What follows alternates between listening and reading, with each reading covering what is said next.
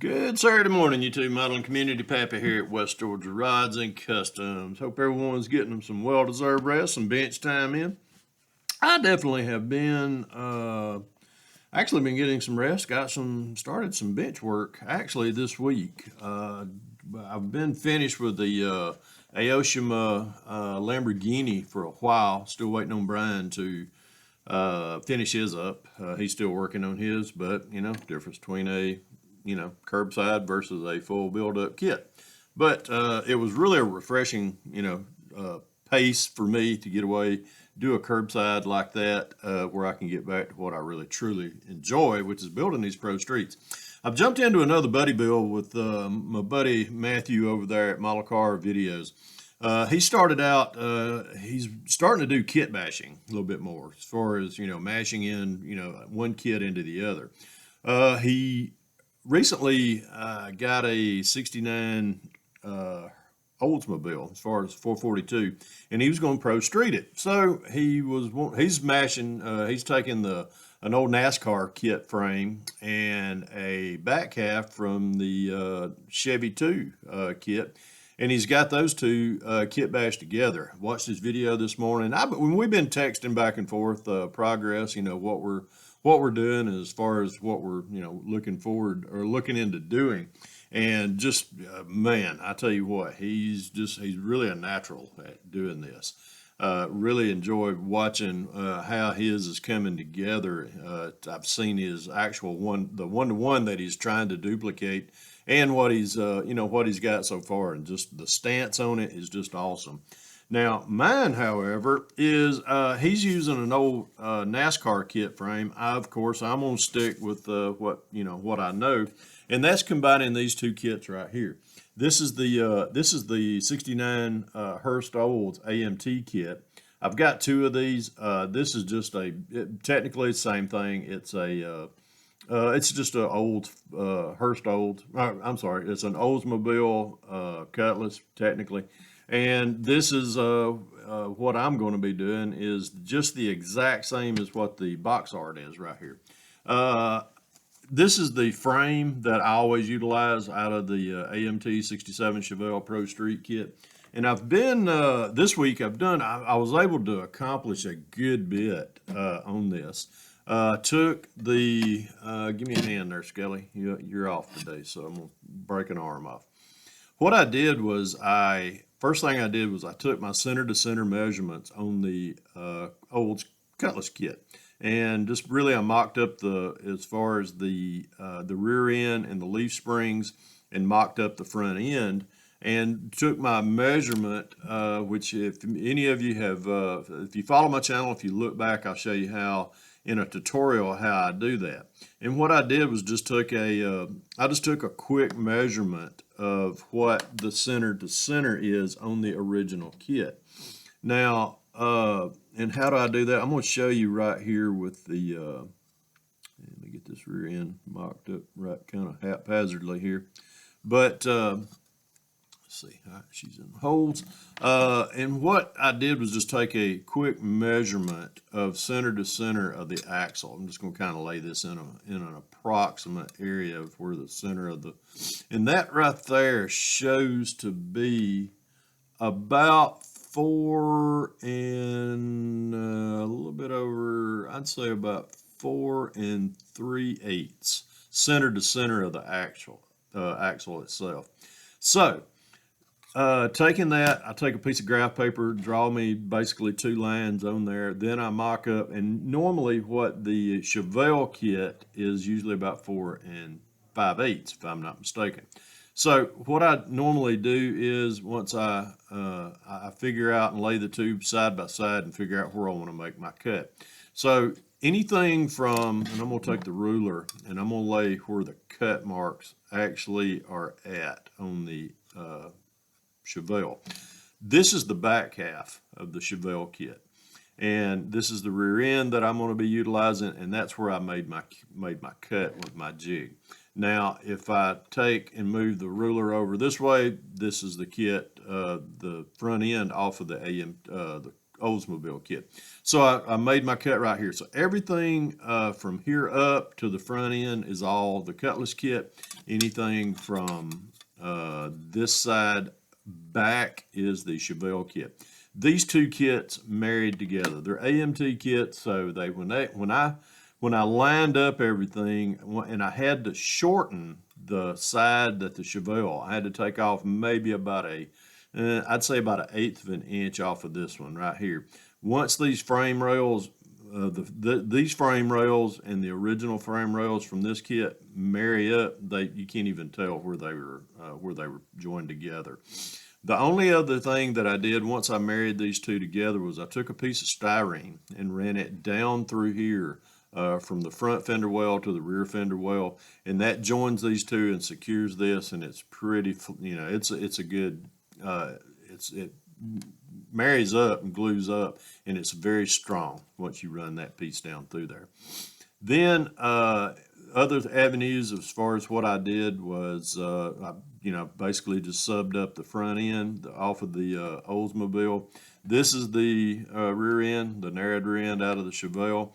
I cut these little towers down with a Dremel, just cut them down, and then I cut that right there where the ladder bars will kind of join in. Excuse me, I'm sniffling. Allergies are coming around here in Georgia, so I'm just kind of, if I sniffle, I'm sorry. I'm going to be using the wheelie bars coming out the back. I just like that. And everything, I'm just keeping everything stock right here. All right, let me put this back up here. One of the other things, now I'm going to be using the 455 out of the Oldsmobile kit, which I've got all the parts already cut out. The interior pan fits perfectly up into the body itself. I'll be able to mount it up in here, and I don't have any interference at all with the as far as with the tubs back here. Hood, got the hood. The hood will, I'm using that awesome looking little air setup that they use to get the air into the engine itself. That's just so cool right there. Got it all together. That's a two-piece hood. As far as the fronting, as far as the body, one of the things that I done, and my old good buddy Woody, old Jerry Waddell over at Woody's Models, he showed us one time how he takes how he'll hollow out these doors. The door handles itself are a lot left to the imagination, and if you look very closely, I have taken I take a drill, a little pin vise drill, and let me flip it over to the other side and y'all can see what I do. I take tape, and I'll take a piece of tape and just run it down right at the bottom of the door handle, then at the top of the door handle, and then I take a pencil and I just kind of start tracing off a line down through here of where I want to, where I want to drill out. I'll take that pin vise.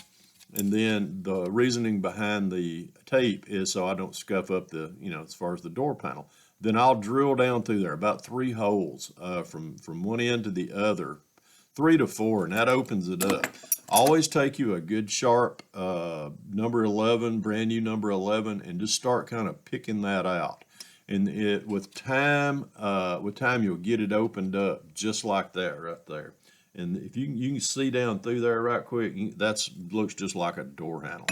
Then I'll take a piece of just a piece of light sandpaper, cut it about the width of the opening right there, thread that down through there, and then just kind of hollow, just sand that out best you can, and that it just turns out so much better. And Jerry showed me how he did that one time, and I have been utilizing this on a lot of my builds. And it really, if y'all want to take something to you got to take risks in this hobby. If it doesn't, experiment. That's what this hobby is all about, is just experimentation with things that just think outside the box. I've still got a little bit of cleaning up to do on this side right here, but I'm gonna set it to the side, and we'll go through and show you what else we got done. I took some of the liberties as far as on this rear, as far as the rear bumper. I'm trying to think what it was. What I did, the exhaust actually comes out down here. It's just a little tip. So I cut the tips off, ground them down, and then I just bare metal foiled over that. So that's going to be a good clean bumper right there. Last weekend I worked a little bit on the wheels. These wheels I'm using the just the original wheels that come in the kit. This is how they look coming out straight out of the box. I've already painted and detailed as far as the insides of them right there. I'm going to use the Goodyear Polyglass front tires, but as far as the rears, I'm using the rear wheels and tires out of the 67 Chevelle kit. And I cut the back completely off of the wheel and then just hollowed it out. Then I took the kit wheel from the AMT Olds and painted it up, got everything smoothed out, glued that to that. Let me show y'all if I can get it out. These things are, once I get them in there, they're kind of hard to get back out, but I'll show y'all how and what goes on with these. But I just glue that back into on top of the original kit wheel. Then that's how it turns out, just a deep dish Pro Street wheel. And then smooth that out with a Dremel on the back side, and then when you just stick it through, bam, there you go. Then just I take the kit backs off of these and just have to sand them down just a little bit to get them to fit. And those will, that's actually the front ends. Have to sand the front end backs off, make them a little thinner, and they fit right down in there. And they'll go right into the axle. So that's about where I'm at right now. Watched Matthew's video this morning. Just awesome progress on his. He say I'm faster. No, I'm not faster. Any of the progress that you've seen right here on the bench right here, this has been an evolution of about a week. So it's nothing's fast about this. But got everything as far as colors picked out. I'm going to be using I'll be using the kit decals that comes along with the kit right here. Color, I'm going to be using TS45 Pearl White. This is just a beautiful color right here. I'm going to decant this and run it through the airbrush, and then once it dries out, once we get a good let it set for a few days, I'm going to take the kit decals that come along with this and be doing the gold stripes and stuff that the Hurst Olds had. So that's very excited about doing this kit. It's been really fun. Me and Matthew's been shooting pictures and sending them back and forth to each other. So just showing each other progress. If he needs any help, I'm always out there ready to help him no matter what. Matthew's really taken a grasp of doing this kit batch, and it's really fun to watch his progress.